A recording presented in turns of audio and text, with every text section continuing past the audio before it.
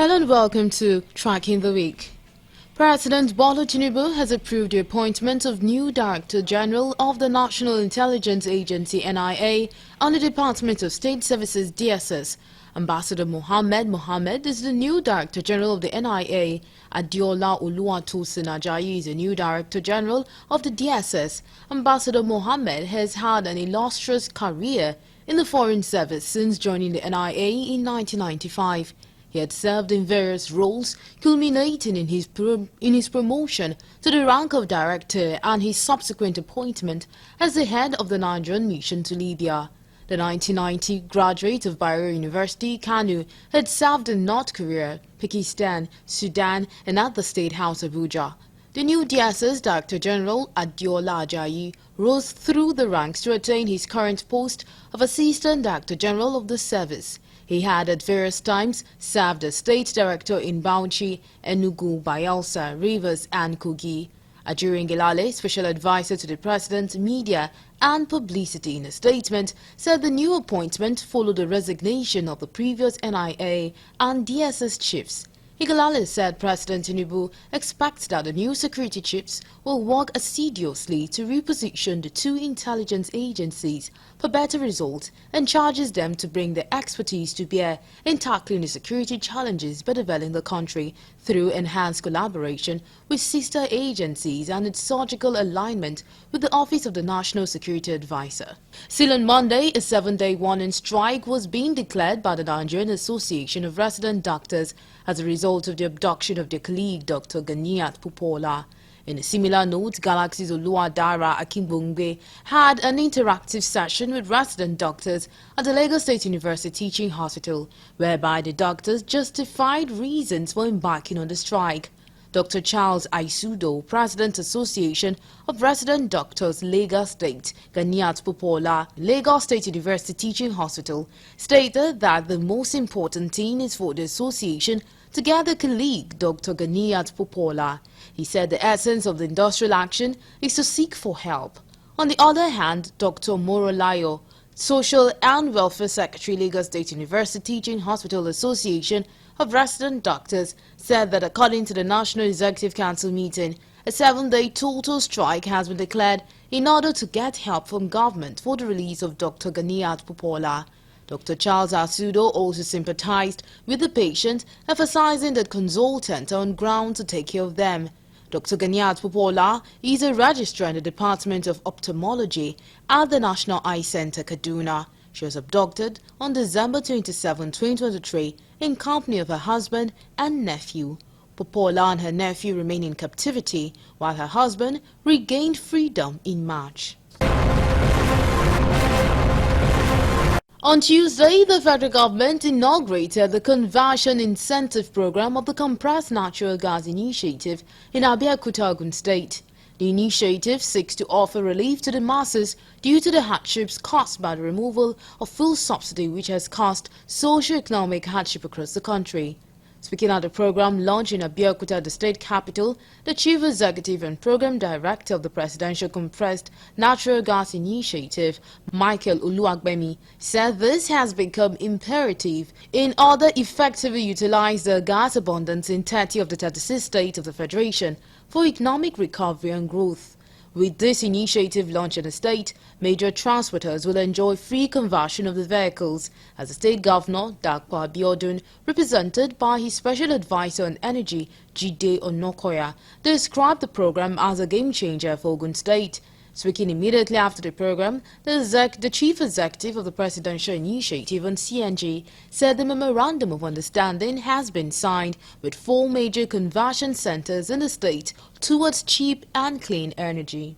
Still on Tuesday, the Nigerian National Petroleum Company Limited has begun shipment of liquefied natural gas cargoes to Japan and China on delivered ex-ship basis. Olufemi Shoneye, Chief Corporate Communications Officer at NNPC Limited, quoted Segun Dapo, the Executive President Downstream NNPC Limited, as saying this in a statement in Abuja. Dapo was quoted as saying that the development was in line with the company's strategic vision to be a reliable global energy supplier. The delivered ex-ship is an international commercial term that requires the seller to deliver the product or goods at a specific port. The seller takes responsibility for the shipping and insurance for the product or goods until they get to the specified port of delivery. It requires expertise and a higher level of efficiency to execute than the free on-board system. Shonaya also quoted Dapwa saying that the NNPC Limited achieved a milestone in collaboration with two of its downstream subsidiaries.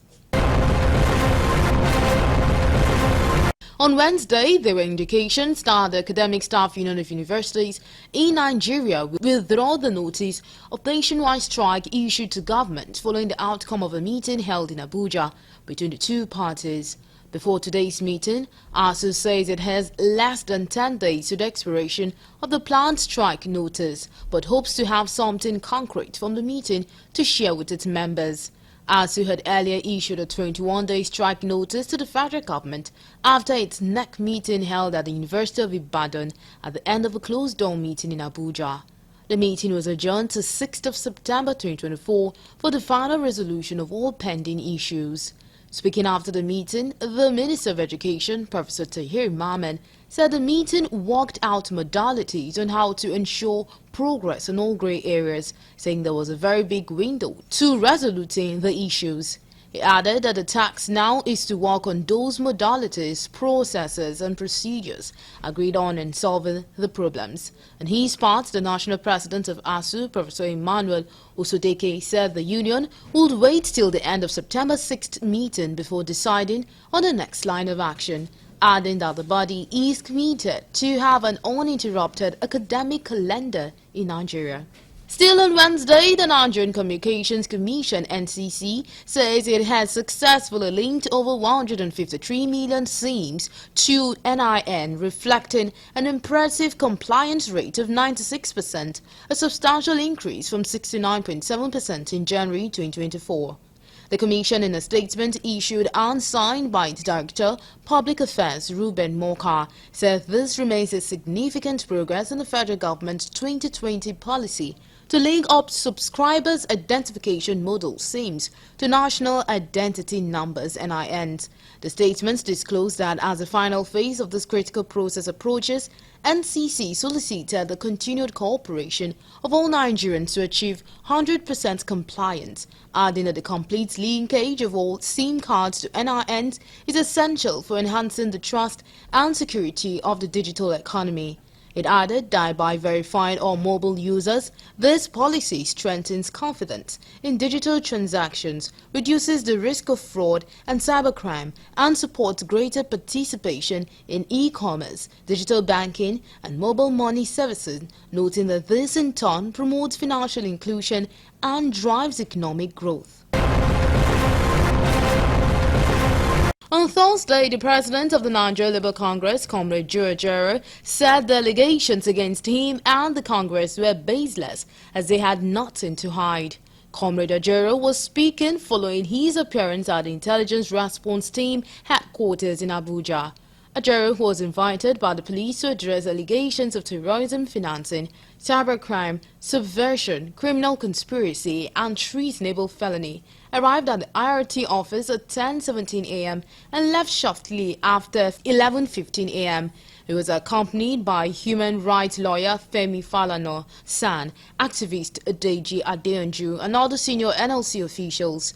Speaking to journalists at the Labour House after leaving the police headquarters, Ajaero asserted that the NLC remains committed to defending the rights of Nigerian workers and will not be cowed by any form of intimidation. Reflecting on the challenges faced by Labour leaders, Ajaero said no one can do the type of job they are doing without the type of hazards he's facing. Ajaero further explained that his appearance before the police was in the interest of transparency and to clear the air on the unfounded accusations leveled against him and the NLC. He noted that the union would continue to fight for the welfare of workers and stand firm in the face of challenges. Still on Thursday, the Federal High Court in Abuja struck out a suit instituted against the anti-hunger protesters. Attorney General of the Federation, AGF, Inspector General of Police, Department of State Services, DSS, and Chief of Army and Defense Staff. The suit filed by about 17 Nigerians against the last nationwide protest was thrown out by the court for lack of diligent prosecution. Justice Peter Lifu terminated the suit following the absence of the 17 plaintiffs and 26 defendants in court and without legal representation from the two parties. Although the suit was fixed for hearing, Justice Lifu was however shocked that none of the 17 plaintiffs showed up, neither were they represented by any legal practitioner. To worsen the matter, the defendants comprising Take It Back Movement, Nigerians Against Hunger, DSS, IGP, Chiefs of Army and Defense Staff had no legal representation, while no excuses or explanation were offered for boycott of the proceedings. Furious by the development, Justice Lifu held that it had become apparent that the plaintiffs were no longer interested in the matter and subsequently struck it out. The plaintiffs, drawn from the 6 geopolitical zones of the country, had approached the court seeking order to terminate the protest on the ground that their fundamental rights to freedom of movement, human dignity, right to own property, economic, social and cultural development, and rights to national peace and security were being breached. On Friday, the Federal Competition and Consumer Protection Commission gave a 1-month moratorium to traders and other market stakeholders involved in exploitative pricing to crash the prices of goods. The newly appointed Executive Vice Chairman of the FCCPC, Tunji Bello, said this at a one-day stakeholders engagement on exploitative pricing in Abuja. According to Bello, the Commission will begin enforcement after the moratorium.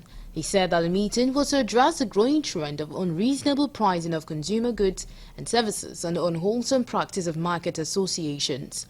Bello described the Commission's finding that a fruit blender known as Ninja was being sold at a popular supermarket in Texas for $89, which is 140,000 naira, but the same product was displayed for 944,000 in a supermarket in Victoria Island, Lagos. Bello wondered about the basis for the arbitrary hike in the price of the blender compared to the Texas, United States of America. He said the unwholesome practices, including price fixing, were threatening the stability of the economy. Some of the market stakeholders who spoke at the engagement said that the high cost of transportation, insecurity and multiple taxation, among others, were reasons for the continuous increase in prices of goods and services. Still on Friday, the federal government said effort had been made to enhance infrastructure and manpower in the health sector aimed at addressing the massive migration of health workers across the shores of Nigeria. The Minister of State for Health and Social Welfare, Dr. Tunji Alausa, made the disclosure at the 65th anniversary of the Nigerian Society of Physiotherapists held in Abuja. The minister, who was represented by the Chief Medical Director of National Hospital, Professor Mohammed Raji, said measures are in place to create a conducive workplace for the health workers through adequate funding and partnerships. While commending the society for its initiatives and achievement to the overall improvement of healthcare services in Nigeria, Raji called for public-private partnership in the health sector to complement federal government effort in improving healthcare delivery. For Minister of Interior, General Abdurrahman Bazao, in his remarks called for a collective effort to enhance medical rehabilitation in primary and other healthcare services.